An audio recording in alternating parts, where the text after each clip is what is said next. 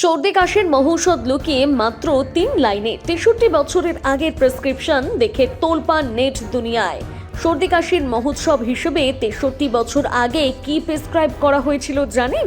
Social মিডিয়ায় viral হয়েছে 1962 সালের একটা পুরনো প্রেসক্রিপশন, যা দেখে রীতিমতন তাজ্জব বনে গেছে নেটিজেনরা। বাড়ি পরিষ্কারের সময় জনৈক মহিলার হাতে আসে তার পরিবারের এক সদস্যদের জন্য লেখা একটা পুরনো চিরকুট। আধুনিক চিকিৎসায় সর্দি কাশির মতন সাধারণ অসুখেও সেখানে অ্যান্টিবায়োটিক ও দামি সিরাপের ভিড় থাকে।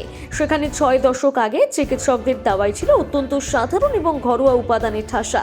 ভাইরাল প্রেসক্রিপশনে চিকিৎসক কোনো নামি দামি ওষুধ না লিখে মাত্র 3 লাইনে সমাধানের পথ বাতলেছিলেন। প্রেসক্রিপশন অনুযায়ী সর্দি সারাতে 1 চামচ হুইস্কি, 1 চামচ লেবুর রস এবং 1 চামচ মধু মিশিয়ে নির্দিষ্ট সময় অন্তর অন্তর খাওয়ার পরামর্শ দিয়েছিলেন। বিশ্বজুড়ে হট টডি নামে পরিচিত এই দাওয়াইটি ইন্টারনেটে মুহূর্তেই 50 লাখের বেশি ভিউ কুড়িয়েছে। নেটিজেনরা বর্তমানে ব্যয়বহুল চিকিৎসার তুলনায় পুরনো দিনের এই সহজ ঘরোয়া নিদানকে শ্রেষ্ঠ বলে মনে করছেন।